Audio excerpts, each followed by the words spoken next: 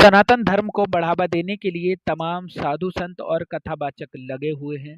तो वहीं यूपी के मुरादाबाद में भी सनातन धर्म को बढ़ावा देने के लिए और हिंदू राष्ट्र को आगे बढ़ाने के लिए 5 दिवसीय कथा का आज समापन हुआ, जिसमें आज महायज्ञ हुआ। इस महायज्ञ में पीठाधीश्वर आचार्य प्रमोद कृष्णम ने प्रतिभाग किया। इस महायज्ञ का उद्देश्य हिंदू राष्ट्र को बढ़ावा देना है।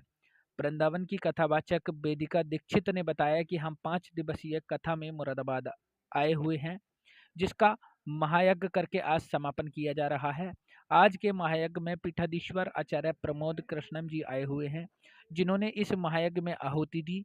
उन्होंने कहा कि हम यही चाहते हैं कि मुरादाबाद में जो महायज्ञ चल रहा है उसके माध्यम से हमारे बच्चे आगे बढ़ें और हमारे बच्चे हिंदुस्तान के लिए, हिंदुस्तान की आन बान शान के लिए आगे बढ़ें और हिंदू राष्ट्र के लिए अपनी जान कुर्बान करने के लिए तैयार रहें। इसलिए यह महायज्ञ किया जा रहा है ताकि बच्चे इस यज्ञ से सीख ले सकें। आज एक महायज्ञ हो रहा है, किस संबंध में हो रहा है और मुख्य अतिथि कौन? आज मुरादाबाद की पावन धरती पर महायज्ञ हो रहा है, एक महायज्ञ हिंदू राष्ट्र के नाम। तो यहाँ पर जो महायज्ञ हो रहा है तो इसके आज के मुख्य अतिथि हैं कल की पीठाधीश्वर प्रमोद कृष्णम जी महाराज। तो क्या मैसेज देना चाहते हैं इस महायज्ञ के जरिए? देखिए, कहा जाता है, रामचरितमानस में वर्णन आता है कि ध्यान प्रथम युग मख विधि दूजे, द्वापर परितोषत प्रभु पूजे, कल केवल मल मूल मलीना, पाप पयो निधि जनमन मीना। ध्यान प्रथम युग, जो पहला युग था सतयुग, उस युग में क्या था? ध्यान की प्रधानता थी, लोग ध्यान करते थे। फिर आया त्रेता। त्रेता में लोग यज्ञ किया करते थे। क्या किया करते थे? यज्ञ की प्रधानता थी। फिर आया द्वापर। द्वापर में भक्ति की प्रधानता थी। और अभी चल रहा है कलयुग। तो कलयुग में रामचरितमानस में गोस्वामी तुलसीदास जी ने कहा है कि ये जो कलयुग है, कल केवल मल मूल मलीना, पाप पयो निधि जनमन मीना। कलयुग में क्या है? पाप, जीव पाप करते हैं, उनका मन जो है मलिन होता जाता है। और मन जो है वो मलिन होगा तो कैसे साफ होगा? शरीर को तो हम साबुन से धोकर साफ कर लेंगे, लेकिन मन को कैसे साफ किया जाएगा? तो मन को साफ करना है तो भगवान का नाम स्मरण बहुत जरूरी है, यज्ञों में सम्मिलित होना बहुत जरूरी है। और स्कंद पुराण में यही बात कही जाती है, तपः कृते प्रशंसन्ति त्रेतायाम ध्यानमेव च, द्वापरे यज्ञदाने च दानमेकं कलो युगे। यानी सबसे पहला सतयुग, कृतयुग में ध्यान की प्रधानता थी।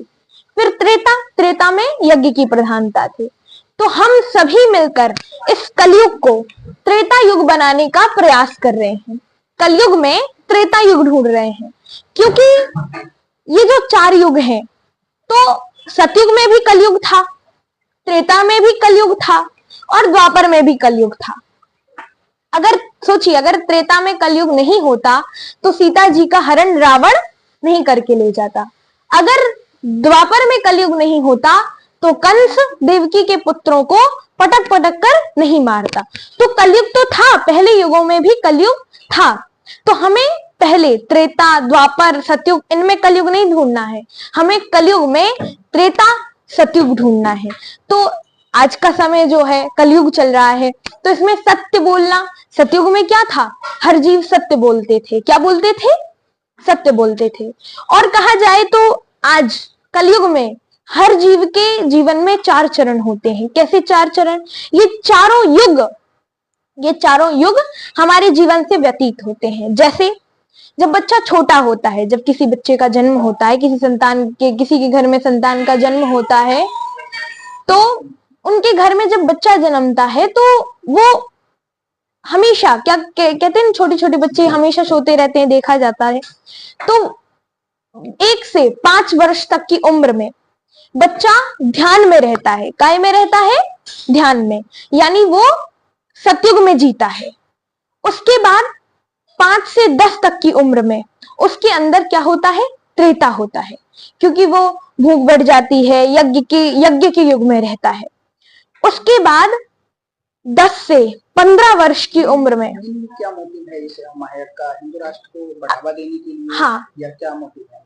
देखिए, एक तो मुरादाबाद में जो यज्ञ चल रहा है, हम तो हिंदू राष्ट्र को, क्योंकि हम यही चाहते हैं कि हमारे जितने भी हिंदुस्तान के जितने भी बच्चे हैं, हमारे बच्चे आगे बढ़ें और हमारे बच्चे हमारे हिंदुस्तान के लिए, हिंदुस्तान की आन बान शान के लिए अपनी जान भी कुर्बान करने को तैयार रहें। हम तो यही चाहते हैं, तो इसलिए ये यज्ञ किया जा रहा है ताकि हमारे बच्चे इसको देख करके कुछ सीखें, इस यज्ञ को देखकर, और हम जैसे बच्चे जब कथा करते हैं हमें देखकर ये सीखें कि हमें भी हिंदू राष्ट्र के लिए, हमें अपने राष्ट्र के लिए कुछ करना है, इसलिए ये यज्ञ किया जा रहा है।